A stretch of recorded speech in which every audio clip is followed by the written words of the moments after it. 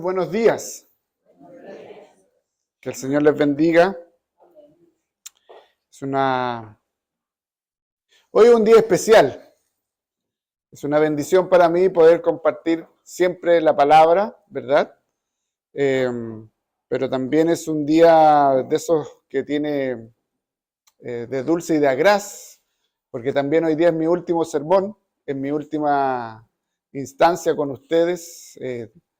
Es el momento de despedirse, porque yo ya termino un proceso, termino un periodo dentro de la iglesia, así que tiene este sabor, ¿cierto?, de la alegría de predicar el Evangelio, pero también tiene este sabor de la tristeza de terminar procesos y comenzar algunos nuevos. Mientras preparaba el sermón, y que agradezco al Señor, el pastor, el sermón que me dio, ha sido muy, muy rico el prepararlo. Pensaba en San Carlos y al verlos y al irme, veo y doy, lo único que me queda por decir, gloria al Señor por ustedes. Cuando llegamos, estaba Iris, ¿no? Horacio. Y me acuerdo que tuvimos algunas circunstancias complejas con alguien que estaba aquí encargado de obra y tuvimos que hacernos cargo ahí de trabajar, venir por un año básicamente a predicar, que tenían el culto en las tardes. Ahí viene llegando el hermano Horacio. Y ellos me acompañaban en la liturgia, me acompañaba Iris, me acuerdo que me acompañaba con el acordeón. No había este bendito y hermoso grupo de alabanza con todos los instrumentos, así que cantábamos los himnos con acordeón, y ella le ponía todo su fuerza ahí, su pino. Y me recordé del hermano Boris, y es imposible no acordarse del hermano Boris, de los hermanos Mora también, que fueron parte de aquí de la iglesia. Y ver cómo el Señor ha ido haciendo lo que Él estime conveniente con su iglesia. Hay hermanos que ya partieron a la presencia del Señor, hay otros que han tomado otros rumbos. Sin embargo, ver cómo el Señor ha permitido que la iglesia se mantenga, la iglesia sea sostenida por su gracia, que sea sostenida por el Espíritu del Señor y que sea prosperada por el Espíritu del Señor. Y eso es algo que uno dice, gracias Dios, gracias, muchísimas gracias. ¿Verdad con la Marita también? La Marita siempre dice que nos conocemos de potrillo, porque ella me conoce más de chico que yo. La Eva también, ¿cierto? Eva ahí en la segunda, la hermana María Isabel, nos conocemos de la primera iglesia, cuando yo era seminarista, así que ahí tuvimos hartos momentos de poder compartir. Así que gratos recuerdos, muy gratos recuerdos, el poder tener los procesos de traer el pastor Eliud en su comienzo, el haber estado trabajando en alguna medida tras bambalinas, ayudando y siendo el tutor del pastor. Ahora estando el pastor Felipe con su familia también. Doy gracias al Señor porque Él ha sido bueno con la iglesia y ruego al Señor que siga prosperando, que le siga sosteniendo, que le siga bendiciendo y que le siga ayudando y que el Señor se siga haciendo cargo de la iglesia. La iglesia está compuesta por hombres y mujeres, ¿cierto? Pero sin embargo la cabeza de la iglesia es el Señor Jesucristo, quien guía a la iglesia del Espíritu Santo y quien nos cuida como un buen padre, nuestro Padre Celestial. Así que el Señor sea en todo lo que ustedes puedan emprender, queridos hermanos, hasta que el Señor regrese, ¿no? Hasta que el Señor regrese por su iglesia. Quiero invitarles a que abran sus Biblias en el Salmo 139. Este texto ustedes lo han leído un montón de veces, del versículo 13 al 18. Salmo 139 del 13 al 18. Si lo encontró, diga amén. Poquito amén. Si no, misericordia. Si lo encontró, amén. Dice así la palabra del Señor, porque tú formaste mis entrañas, tú me hiciste en el vientre de mi madre, te alabaré, porque formidables, maravillosas son tus obras. Estoy maravillado y mi alma lo sabe muy bien. No fue encubierto en ti mi cuerpo, bien que en oculto fui formado y entretejido en lo más profundo de la tierra. Mi embrión, vieron tus ojos y en tu libro estaban escritas todas aquellas cosas que fueron luego formadas, sin faltar una de ellas. Cuán preciosos me son, oh Dios, tus pensamientos, cuán grande es la suma de ellos. Si los enumero, se multiplican más que la arena. Despierto y aún estoy contigo. Amén. Que el Señor bendiga su palabra. El tema de hoy tiene que ver con la adoración. Y lo titulé de alguna manera, te alabo porque eres mi creador. Te alabo porque eres mi creador. Y el que usted y yo hoy podamos estar aquí adorando al Señor, lo más probable tiene que ver porque hay una acción divina, hay una acción del Espíritu Santo que ha hecho algo en ti que busca que tú y yo podamos adorar al Señor. Adorar simplemente significa postrarse al Señor. Adorar muchas veces se confunde con alabar, con las alabanzas, pero adoración tiene que ver con estar centrado. La palabra adoración tiene que ver, y en su traducción tiene que ver con la idea de girar en torno a algo que es más importante que yo y que me atrae. Eso es la adoración. La adoración para nosotros, en torno a quién giramos, es a Cristo. Y nosotros nos postramos delante de Él en señal de que le pertenecemos, en señal de que estamos sumisos a Él, sometidos a Él. Así que el que podamos hacer eso, por ejemplo en nuestras oraciones, por ejemplo en nuestros cánticos, por ejemplo en la lectura de la palabra, por ejemplo en el disponernos a escuchar la predicación de la palabra, tiene que ver con la adoración. Y esta es claramente una acción del Espíritu Santo en cada uno de nuestros corazones. Y eso, que el Espíritu Santo esté actuando en nuestro corazón, nos permite tomar conciencia de quién es Dios. Y el salmista, como un gran poeta, que no solamente fue rey, sino que también fue un cantante, fue un compositor, ¿cierto? Fue un poeta.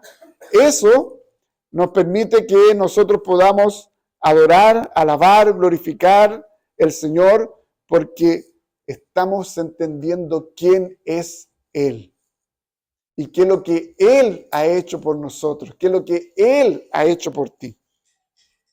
Como contexto, este salmo, que es de David, es reconocido como un salmo sapiencial, que quiere decir que tiene el objetivo de descubrir y afirmar la característica indispensable para vivir de forma plena y grata.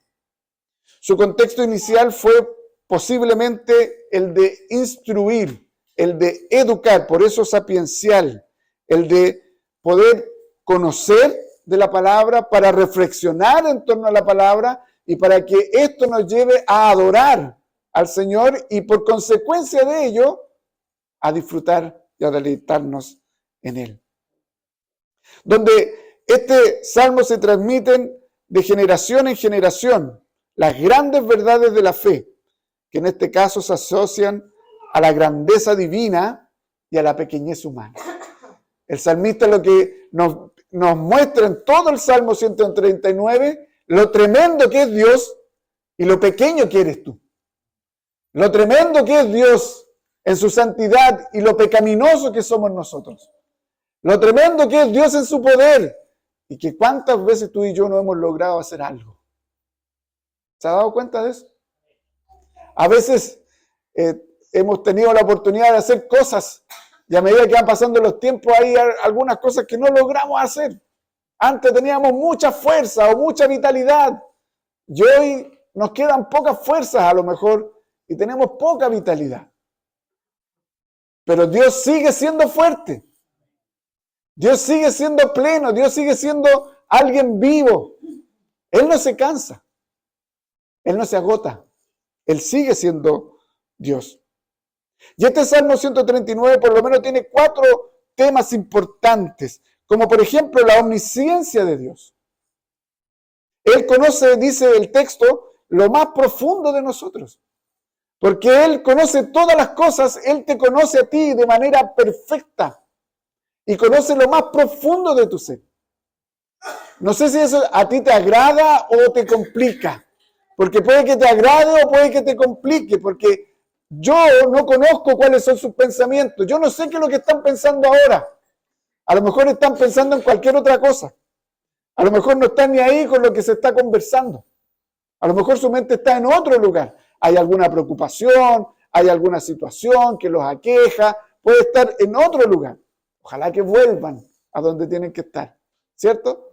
Yo no conozco los pensamientos suyos, ustedes no conocen los pensamientos míos, no se conocen los pensamientos entre ustedes, por muy entrelazados que sean, por muy amigos que sean, por muy fraternales que sean, pero Dios sí conoce tus pensamientos y conoce tus pensamientos más profundos.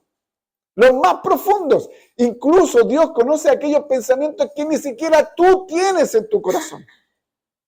Que ni siquiera han llegado a estar ahí en tu mente. Dios ya lo conoce.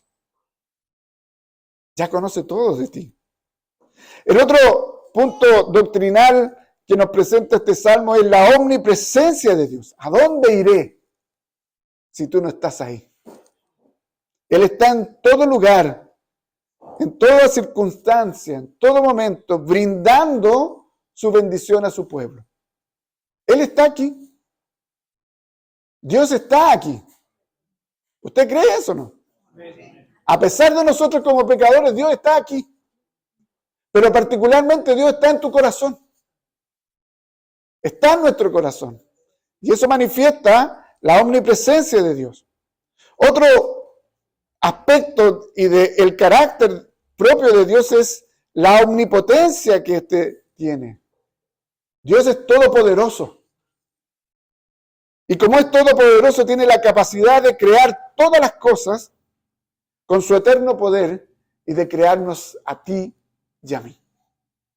Tú eres producto del poder de Dios.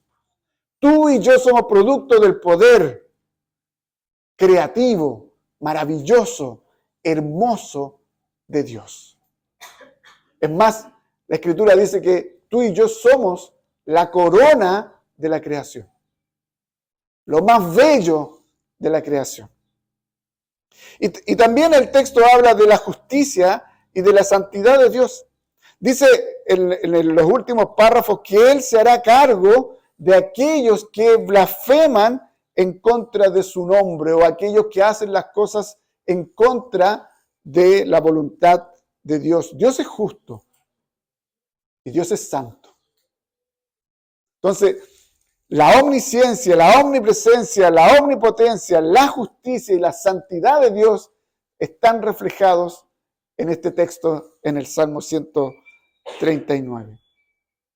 Y quiero llevarlo a los 2 primeros versículos, 13 y 14 del Salmo 139, para que podamos ver que te alabo porque me creaste para ti, o te alabamos porque nos creaste para ti. Dice el texto, porque tú formaste mis entrañas, tú me hiciste en el vientre de mi madre. Te alabaré, porque formidables, maravillosas son tus obras. Estoy maravillado y mi alma lo sabe muy bien.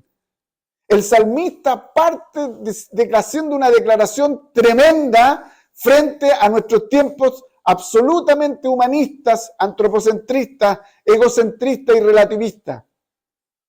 Dios es el que nos ha creado.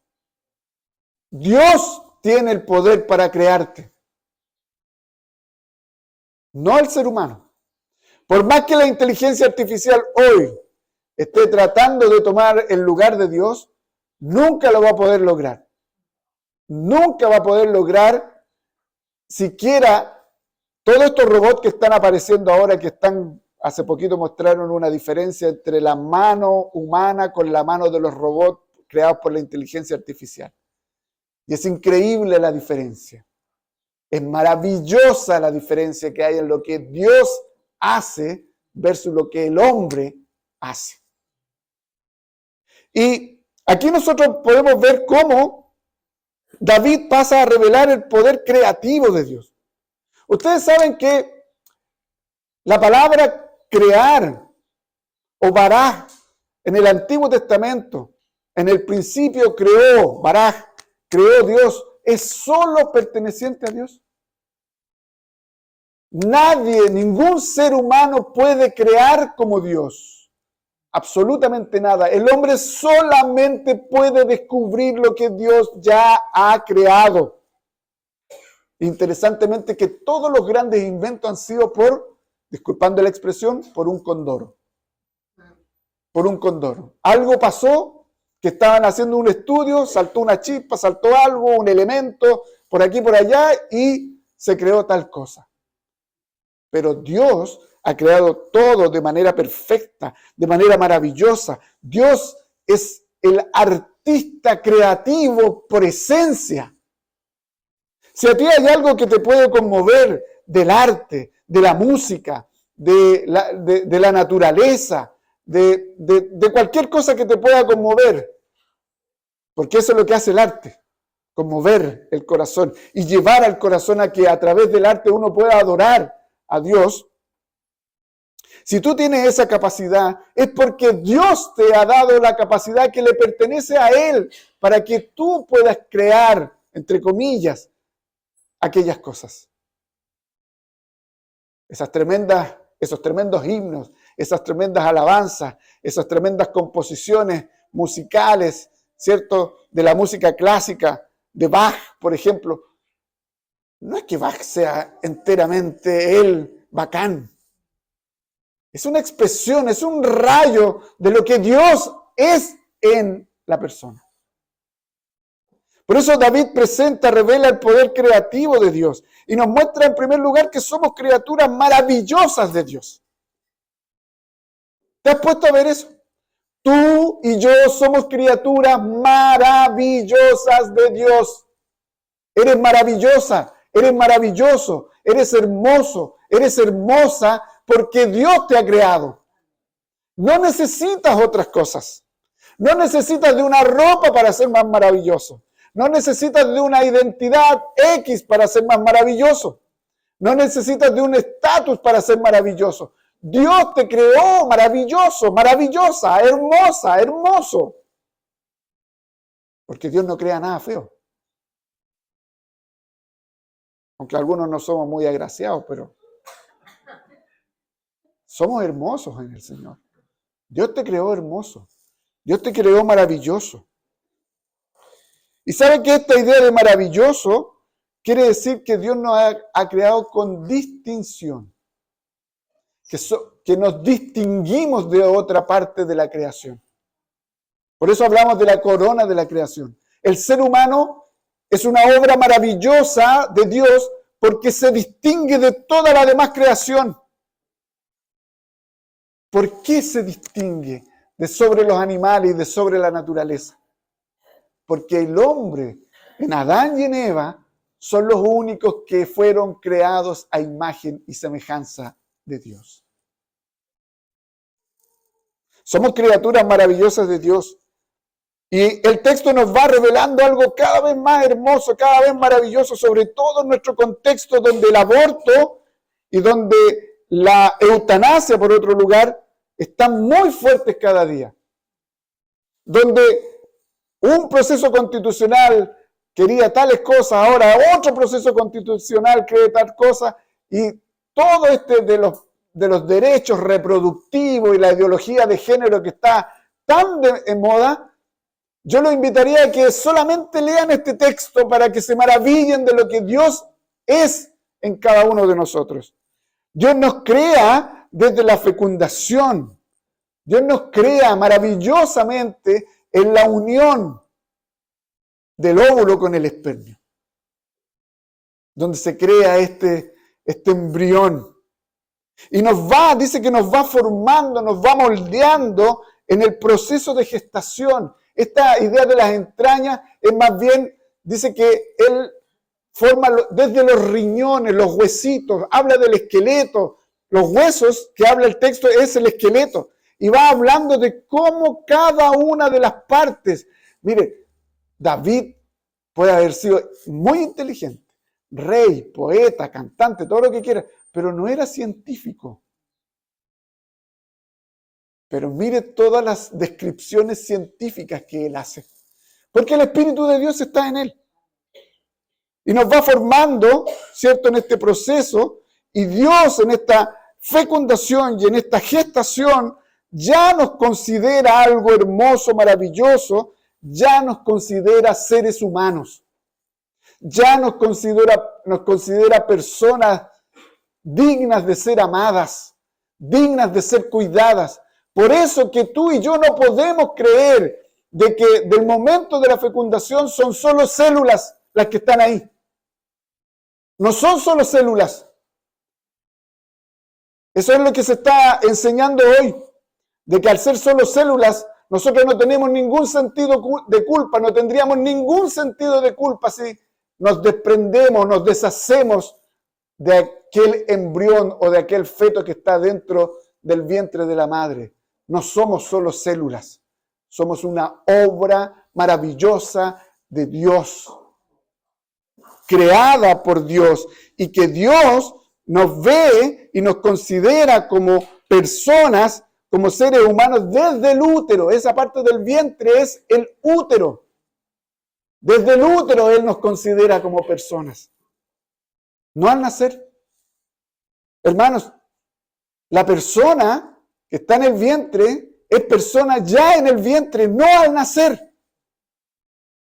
Y por eso que es digna y sujeta de derecho de que sea cuidado desde el momento de la fecundación. Por eso es que tú y yo tenemos que luchar por ello.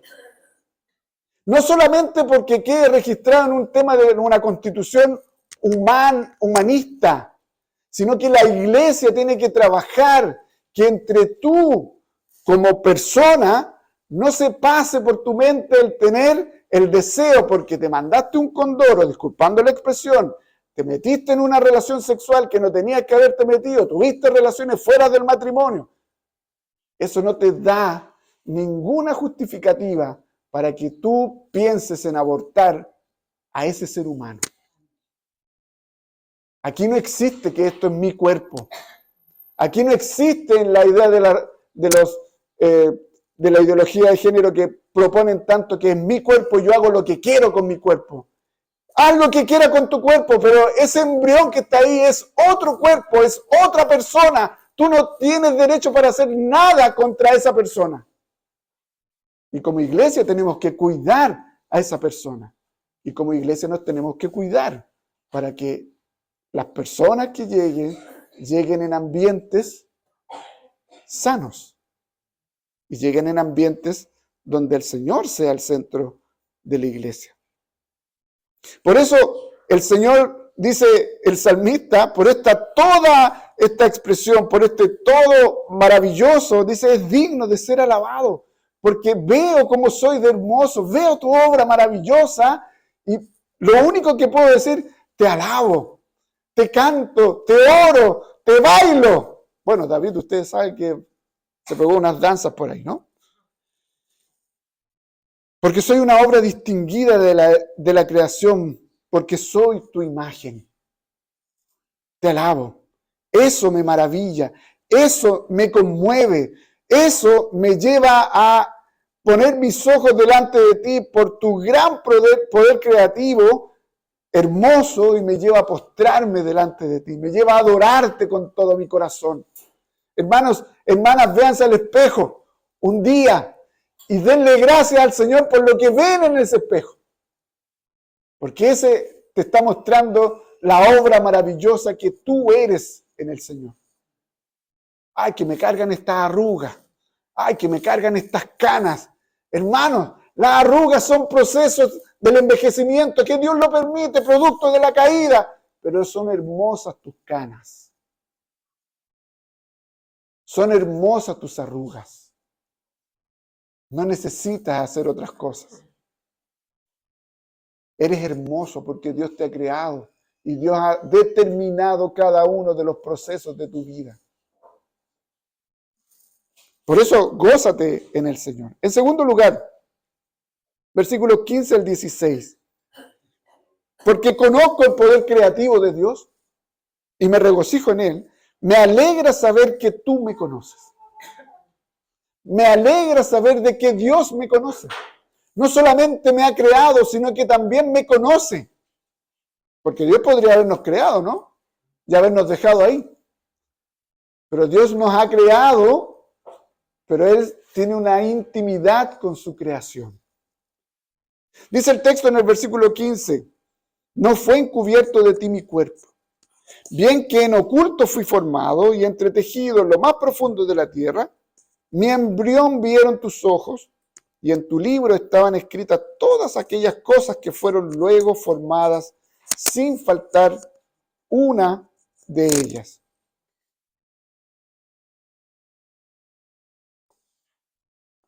David ahora nos muestra cómo este Dios creador se interesa y se relaciona íntimamente con el ser humano. Es interesante cómo el texto habla de que mis huesos no fueron ocultos. ¿Sabe qué? Esta parte, bien que en oculto fui formado y que no fui encubierto de ti mi cuerpo, lo que quiere decir es que mis huesos no fueron ocultos, o más bien mis huesos no fueron destruidos. ¿Y sabe lo que está diciendo? Mis huesos, mi cuerpo, mi ser no fue abortado. Si bien estoy en oculto, mi ser no fue destruido dentro del útero, dentro del vientre de mi madre. ¿Y por qué creen ustedes que eso no ocurrió en el caso de David? Porque David es un escogido de Dios. Porque David tenía que vivir. Porque David tenía un propósito. Porque David tenía una parte en la historia de la redención. Porque del linaje de David viene ¿quién? El Redentor. Por lo tanto, que el Señor nos conozca y que Él es el que ve nuestro embrión, no nosotros, no el embrión ve los ojos de Dios, sino que Dios ve nuestro embrión, Dios ve nuestra envoltura, Dios ve aquella masita que somos desde un inicio. Es Él el que nos ve.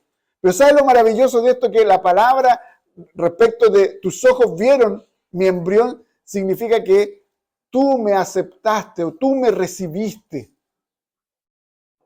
¿Cuántos de nosotros podemos decir de que Dios nos ha visto? Yo, dice la Eva.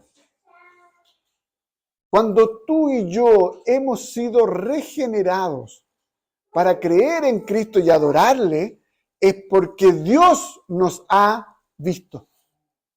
Dios te vio para que le pudiésemos conocer. Si el Señor no te ha visto, tú y yo no le podríamos conocer. Eso es un privilegio. Mi embrión vieron tus ojos. He sido recibido, destacado. He sido conocido por ti de manera profunda. ¿Y qué es más? Aquí hay algo aún más profundo, ya que la fecundación de un ser humano es hermosa. El salmista expresa de manera muy poética una palabra que usted seguramente ahí la leyó, que fue entretejido. ¿Se dieron cuenta de esa palabra? En el versículo 15, y entretejido en lo más profundo de la tierra. Esto me maravilló. Esto me maravilló. Entretejer, para las personas que saben el tema del tejido, tienen una idea, ¿cierto? Pero la palabra, en vez de ser tejido, es bordado. Y el texto lo que está diciendo es que El Señor nos bordó. Y cuando uno ve la idea de bordar, algunos tienen una idea un poco extraña. Por eso es importante conocer qué es el significado que le damos a algunas palabras. Para algunos bordar es surcir. Y surcir no tiene nada que ver con bordar, porque surcir es arreglar algo que está roto y hacerlo pasar como que aquí no ha pasado nada. Seguramente usted conoce el surcidor chino, que deja las cosas increíblemente como si fueran nuevas, aquí no pasó nada. ¿Verdad? Pero el bordado es algo maravilloso, hermanos. Porque el bordado significa que tú tomas una tela hermosa, una tela cara, una tela que llama la atención, un lino, por decirlo, no sé, de tela, ustedes deben conocer más de tela, y que al bordar dibujos, al bordar esa tela es aún más hermosa. Es aún más hermosa. Entonces, lo que está diciendo ya, el solo hecho de tener los riñones, el solo hecho de tener las entrañas, el solo hecho de tener los huesos, somos una obra maravillosa. Sin embargo, el Señor nos borda. Sin embargo, el Señor nos hace aún más hermosos con su mano poderosa, divina, actuando en cada uno de nosotros. ¿Y sabe qué? ¿O quién es el que borda algo en nuestro corazón? El Espíritu Santo de Dios. Él borda nuestro corazón. Él sella en nuestro corazón nuestra salvación, nuestra fe, la garantía de todo lo que Él nos da. Por lo tanto, aquí tenemos más cosas para alabar y glorificar al Señor, darle toda la honra y volcarnos en alabanza, porque somos bordados por Él. Somos embellecidos por Él. Por cada cosa que nosotros podemos hacer para la gloria de Dios, somos embellecidos, somos bordados por Él. David reconoce que él fue visto por Dios en su estado más pequeñito, embrionario, y que fue un agrado él a la vista de Dios. El conocimiento perfecto de Dios no solo se extendía al pasado, antes de que naciera David. Dios conocía a David antes que fuera fecundado. Dios conoció a David en su fecundación, en su gestación, en su nacimiento, en su desarrollo, en su crecimiento. Dios conoció a David en su reinado. Y Dios conoce a David ¿dónde hoy? En la presencia del Señor. Por eso que dice que aparece esta idea del libro, donde está escrito todas las cosas del rey David. Toda tu vida está escrita, no literalmente en un libro. Toda tu vida está escrita en el corazón de Dios. Por eso es que Dios te conoce. Dios te conoce porque te creó. Dios te conoce porque te salvó. Dios te conoce porque vino el Espíritu Santo a morar en ti. Por eso es que te conoce profundamente. Él sabe tu pasado. Él sabe tu presente. Él sabe a lo mejor las consecuencias que hoy estás viviendo de situaciones pasadas. Pero Él también sabe cuál es tu futuro. Él también sabe que a lo mejor en el futuro vas a tener problemas. Pero hay algo mayor que eso. Él sabe que en el futuro viene algo maravilloso para nosotros, que es la restauración de todas las cosas. Y que tú y yo vamos a dejar todo este envoltorio de dolor y de sufrimiento y vamos a pasar a un estado de glorificación, donde el embellecimiento de nuestras vidas es la propia presencia de Cristo en nuestros corazones. Hermanos, el que Dios nos conozca tiene directa relación con nuestra salvación, porque Él nos conoció desde antes de la fundación del mundo y producto de ello nos predestinó para adorarle y para tener vida en comunión con Él. Todo eso debe regocijar nuestro corazón y llevarnos a alabar a nuestro Dios. Y por último, hermano, versículos 17 y 18. Me deleito en tu continuo pastoreo. La adoración tiene que ver con deleitarse. Y David se deleitaba en el continuo pastoreo de Dios. David era un pastor, ¿no? Además, era multioficio. Dice el versículo 17 al 18, cuán preciosos, oh Dios, me son tus pensamientos, cuán inmensa es la suma de ellos. Si me propusiera contarlos, sumaría más que los granos de la arena. Al despertar aún estaría contigo. ¿Cómo puede haber algo más que los granos de la arena? ¿Se ha puesto a contar usted la arena? Es difícil, ¿no? David ahora entra en un profundo deleite en la presencia de Dios. ¿Usted ha entrado en un deleite, un profundo deleite en la presencia de Dios? ¿Ha entrado en un deleitarse comunitariamente al venir a adorar, al estar en un culto al Señor? ¿Se deleita en la palabra? ¿Se deleita en la oración? ¿Se deleita en las alabanzas? ¿Se deleita en el ofrendar o le duele ofrendar? ¿Se deleita en diezmar o le duele diezmar? Todo eso es parte del culto. Todo eso es parte de nuestra adoración. ¿Se deleita en venir o tengo que ir a cumplir con un deber? Debe ser un deleite. David se deleitaba. Y él entra en este profundo deleite en la presencia de Dios al reconocer lo valioso que son los pensamientos de Dios para con él. Pero ¿sabe lo que es interesante de esto? Yo te decía, ¿por qué ahora salió con pensamientos? Estaba hablando de que me creó, estaba hablando de que me conoce, estaba hablando de pensamientos. Claro, pensamiento con conocimiento tiene algo que ver. Pero ¿sabe que la palabra pensamiento más podríamos entenderla como cuidados? Entonces, cuán preciosos, oh Dios, me son tus cuidados. Aquí yo le puse como más atención al Salmo. Cuán preciosos me son tus cuidados. Los pensamientos de Dios son cuidarnos. ¿Cuánto el Señor te ha cuidado? ¿Podemos reconocer que el Señor nos ha cuidado? Usted dirá, pucha, pastor, pero estoy con un tremendo problema de salud. El Señor te está cuidando. Es que el sistema de salud en Chile es muy malo. El Señor te está cuidando. Es que el Estado debiese hacer más. Es que el Señor te está cuidando.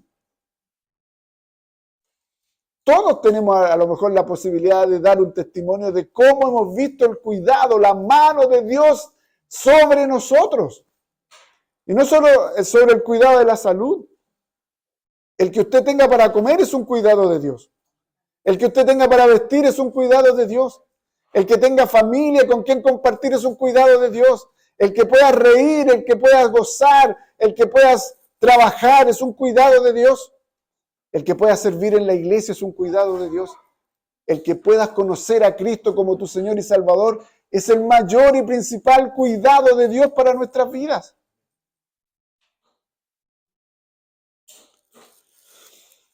A David no le alarma el hecho de que Dios sepa todo sobre él. A David no le complica. Salmo 51. ¿Se recuerdan? Ten piedad de mí, oh Dios. Conforme a la multitud de tus piedades, borra mis rebeliones. Él reconoce, él sabe que Dios conoce toda su pecaminosidad, pero no le complica, no le complica. Al contrario, le consuela y por eso es capaz de pedir que tenga misericordia y hasta se siente enriquecido por ello, como con un cofre de joyas preciosas. Que Dios piense que Él es el tesoro y el placer del creyente. Estos pensamientos, o más bien cuidados innumerables de Dios, como la arena del mar, son pensamientos de perdón, cuidados de perdón, de renovación, de apoyo, de provisión, de instrucción, de perfeccionamiento y de 1000 clases de cosas que afloran perpetuamente en la mente del Altísimo para ti. Dios tiene pensamientos buenos para ti, cuidados buenos para ti. Y sabe que esos cuidados no dependen de cómo te portes, porque ese es el Evangelio. El mayor cuidado es que Cristo haya venido a morir en la cruz por nosotros y haya resucitado de entre los muertos.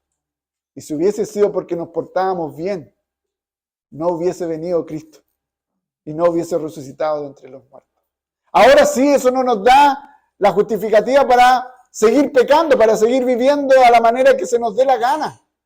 Ahora que tenemos el Espíritu de Dios, tenemos la posibilidad y el poder, la capacidad para poder decir no al pecado y decirle sí al Señor. Y quiero deleitarme en ti y ya no más en mí. Y ya para terminar, hermano, David está como en un éxtasis. No sé si se han dado cuenta. Lean el Salmo 139 después y lean bien este pasaje. Véanlo en otras versiones. Está como en un éxtasis de alabanza. Está sorprendido de este tremendo Dios creador. Está maravillado con lo que Él es. Él se ve bonito, se siente maravilloso, distinguido. Se siente que está siendo cuidado, protegido, bendecido por Dios. Y eso lo lleva a alabar al Señor con todo su corazón. Y pareciera que estuviera como en un dulce sueño. ¿Ah?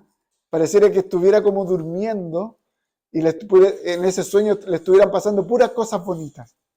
Pero dice que cuando despierta, ¿qué es lo que encuentra? Que Dios aún está con él. Dios aún está contigo. Dios aún está con nosotros. Es más, el Señor Jesucristo, ¿qué dijo? Estaré contigo hasta el fin de las cosas. Por lo tanto, ¿qué es lo que nos queda a nosotros? Es el deleitarnos en el Señor. Hay una alabanza que seguramente ustedes se conocen.